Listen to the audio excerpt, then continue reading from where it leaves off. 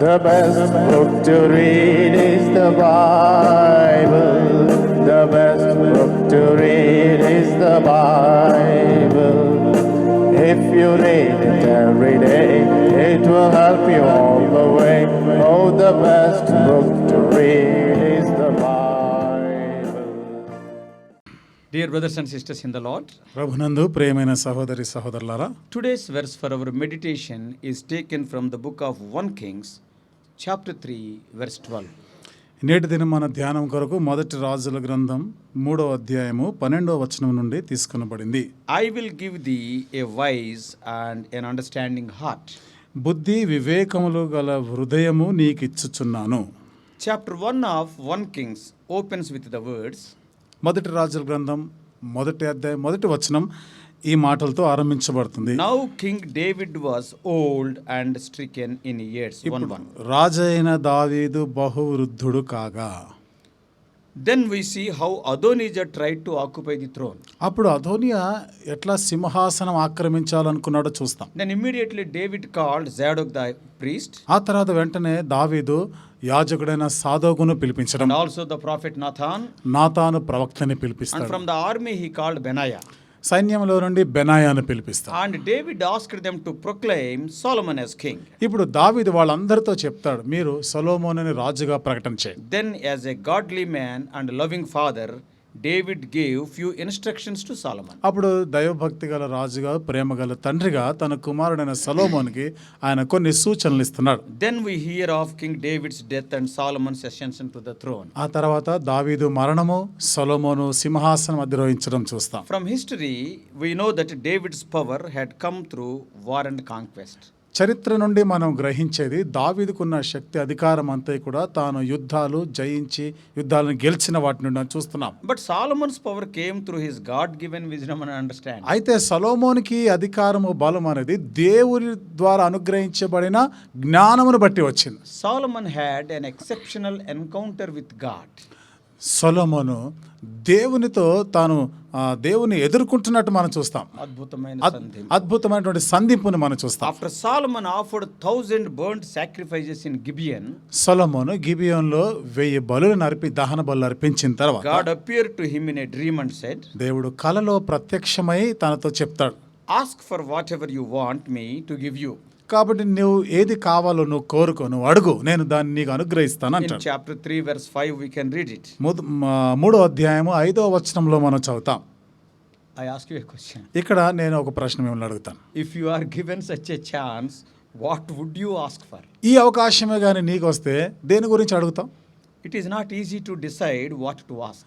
ఏమి అడగాలా అని నిర్ణయించుకోవడము అంత సులువైన పని కాదు. There will be many things we need, మనకు అవసరమైన ఎన్నో ఉంటాయి. but it will take some time to think. అయితే దాని గురించి ఆలోచన చేయడానికి సమయం పడుతుంది. But in verse 9, అయితే 9వ వచనంలో Solomon asked for a discerning and understanding heart. సొలొమోను ఇక్కడ వివేకము గల వివేచించేటువంటి ఆ హృదయము అడుగుతున్నాడు ఆయన. Originally the word discerning heart literally means hearing heart.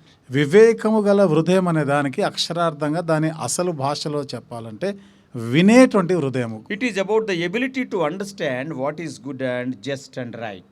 ఏది మంచిది, ఏది న్యాయమైనదో, ఏది సరి అయినదో గ్రహించేటువంటి మనసు. Solomon asked for wisdom.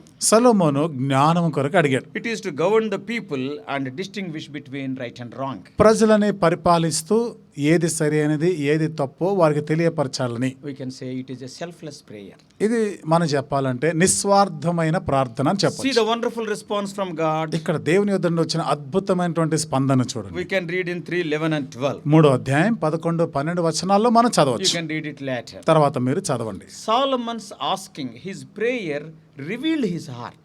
సొలొమోను ఏదైతే అడుగుతున్నాడో తన హృదయాన్ని అది బయలుపరుస్తాం. Whatever we ask in prayer, that will reveals what is important to us. మనం అడిగేది అంతా కూడా మనకి ఏది ప్రాముఖ్యమైనదో అక్కడ తెలియపరచబడుతుంది. It shows where our concerns are and where our priorities lie. ఇక్కడ మనం దేని గురించి పట్టింపు కలిగి ఉన్నామో, ఏది ప్రాధాన్యతలు, దేనికి ప్రాధాన్యతలు ఇస్తున్నామో కనబడుతుంది. Our prayers are the indicators of the matters of our heart. మనం చేసే ప్రార్థనలు మన హృదయానికి సంబంధించిన విషయాల గురించి మాట్లాడుతాం. Let us examine our lives today.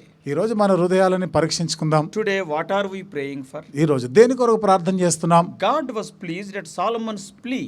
సొలొమోను మొరపెట్టినప్పుడు దేవుడు ఎంత సంతోషించాడు. Because in one sense, he sought the kingdom of God and his righteousness. ఎందుకంటే ఒక విధంగా చెప్పాలంటే సొలొమోను దేవుని రాజ్యము, దేవుని నీతిని కోరినాడు. That's why God added all the other things in reply to his prayer. అందుకనే దేవుడు సొలొమోను చేసిన ప్రార్థనలో జవాబుగా వాటితో పాటు మిగతావన్నీ అనుగ్రహించాడు. Always remember in our prayers, ఎల్లప్పుడూ మన ప్రార్థనలో మనం గుర్తుంచుకోవాల్సినది seek God concerns first. మొదట దేవునికి సంబంధించిన వాటిని అడగాలి, వెతకాలి. And he will take care of our concerns. అప్పుడు ఆయన మన గురించి, మనకు అవసరమైన వాటి గురించి ఆయన పట్టించుకుంటాడు. We can see the same sequence in the model prayer taught by Lord Jesus Christ to the disciples in Matthew 6th chapter verses 9 to 15. ఇదే వరుస క్రమము మత్తయి సువార్త 6వ అధ్యాయం 9 నుండి 15 వచనాల్లో మాదిరికరమైనటువంటి ప్రార్థన యేసు ప్రభువారు తన శిష్యులకు నేర్పిస్తూ అక్కడ చెప్తాడు. In this context, I want to share with you three important things. ఈ సందర్భంలో 3 ప్రాముఖ్యమైనటువంటి మాటలు నేను చెప్తాను. What type of prayer pleases God? ఏ విధమైన ప్రార్థన దేవుణ్ణి సంతోషపరుస్తుంది? Number 1, మొదటిది, ask for what God wants. దేవుడు ఏది కోరుతున్నాడో, ఏది కావాలనుకుంటున్నాడో నువ్వు దాని కొరకు ప్రార్థన చేయాలి. Solomon put the needs of the kingdom above his personal needs. చూడండి, సొలొమోను రాజు తన అవసరతల కన్నా దేవుని రాజ్యం గురించిన పట్టింపుల గురించి ఆయన ఎక్కువగా ఆ పట్టింపు కలిగి ఉన్నాడు. So from God's perspective, his concern was right. ఇప్పుడు దేవుని దృక్పథంతో చూసినప్పుడు సొలొమోను పట్టింపులు సరైనవిగా ఉన్నాయి. Even earlier, Hannah also prayed like that. అంతకు పూర్వము హన్నా కూడా అదే విధంగా ప్రార్థన చేసింది. At the birth of Samuel. సొలొమోను పుట్టిన At సమయంలో, the birth of Samuel. సమూయేలు యొక్క జన్మం సమయంలో, Yes. Knowing the need of God, Hannah prayed. దేవుని యొక్క అక్కరను ఎరిగి హన్నా ప్రార్థన చేసింది. In the beginning, she started praying, Lord, give me a child, give me a child. ఆరంభంలో, దేవా నాకు కూడా ఒక బిడ్డనివ్వు, నాకు కూడా కుమారునివ్వు అని ప్రార్థన చేసింది. Slowly by seeing the circumstances at Shiloh and the family of Eli, తర్వాత నెమ్మదిగా షిలోహులో ఉన్న పరిస్థితులను చూసింది.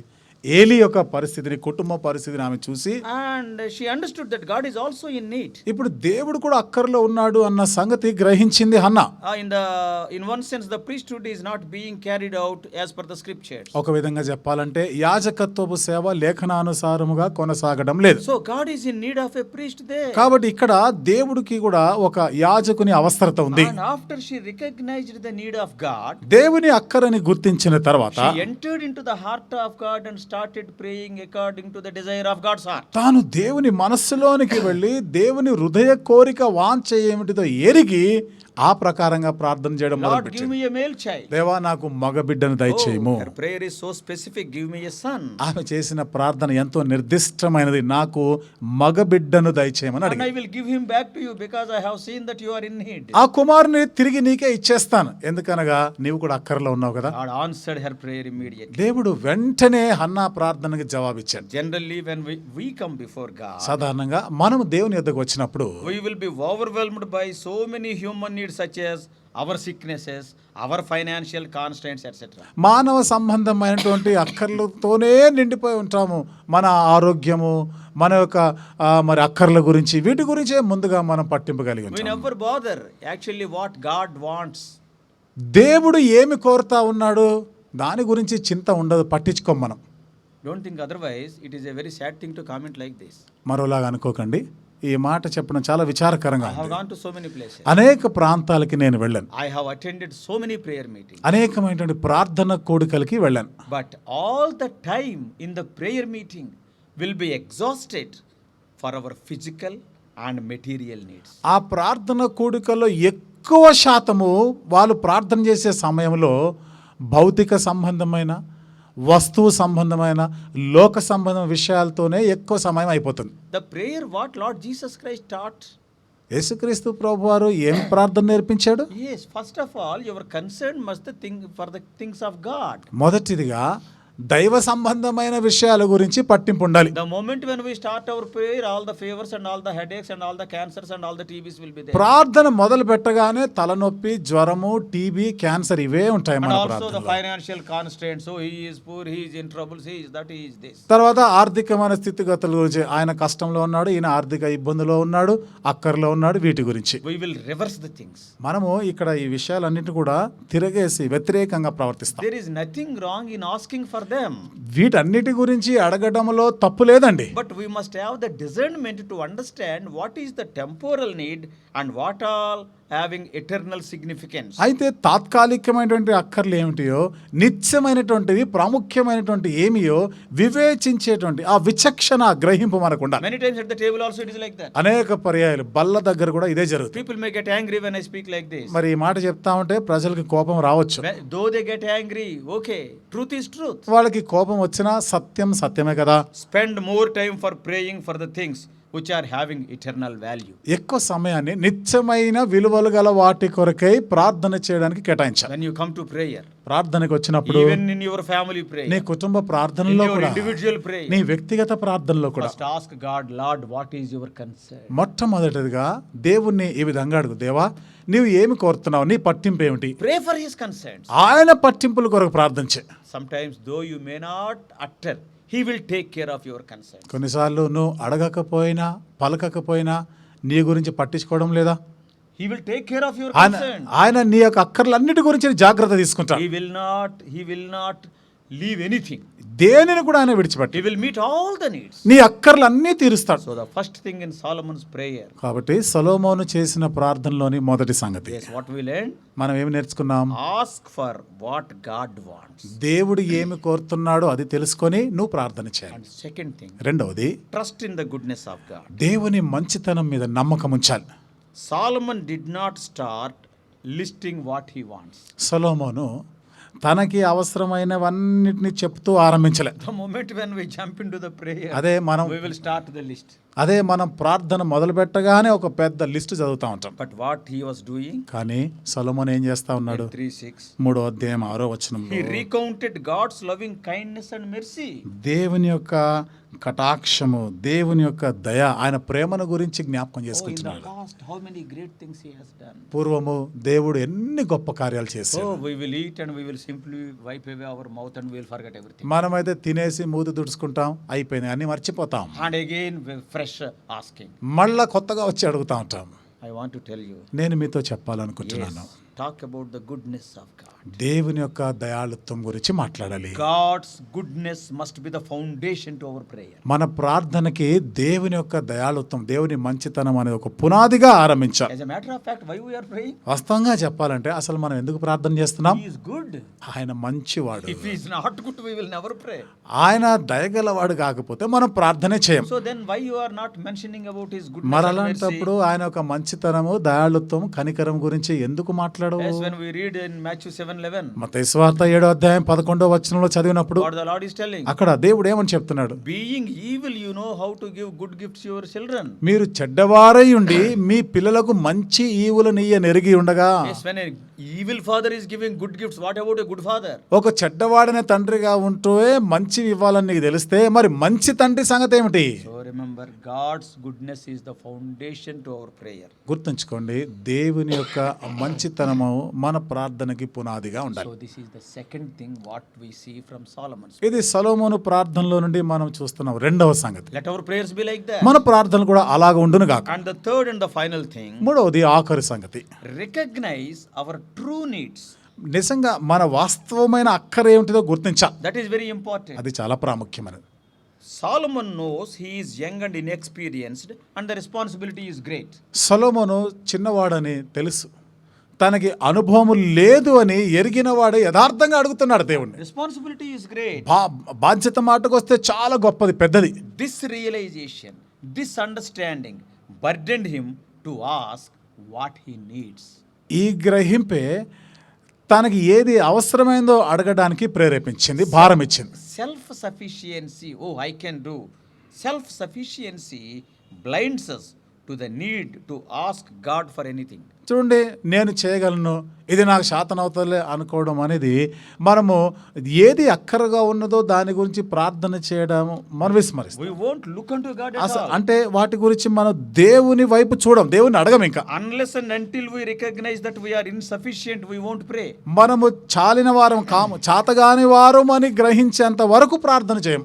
The sad thing about the Laodicean church is లవోదికయ సంఘంలో ఉన్న విచారకరమైనటువంటి సంగతి ఏమిటిదంటే they are lacking everything, but they do not know that they are lacking. వారికి ఏమీ లేవు, అన్ని అవసరం, అన్ని కొరతలే, కానీ మాకు ఏ కొరత లేదు అన్నట్టు They are ప్రవర్తిస్తున్నారు. blind and they are telling that we are seeing.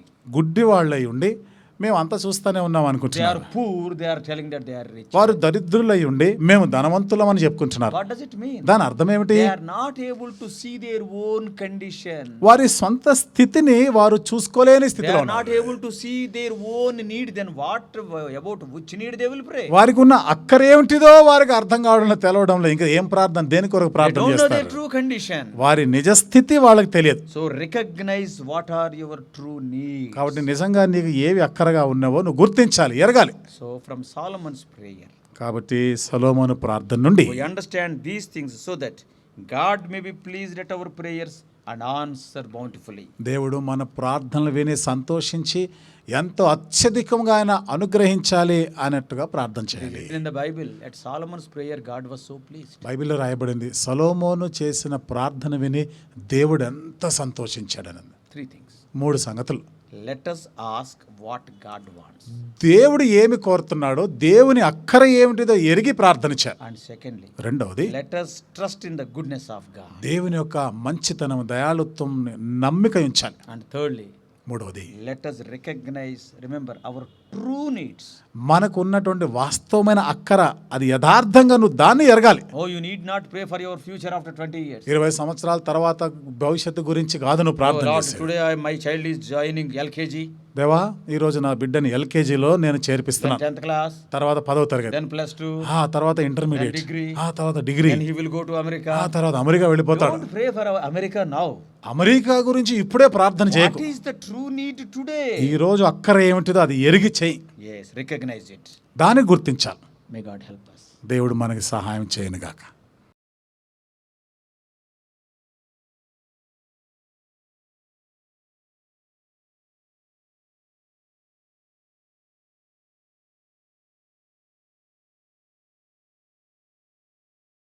God bless you all.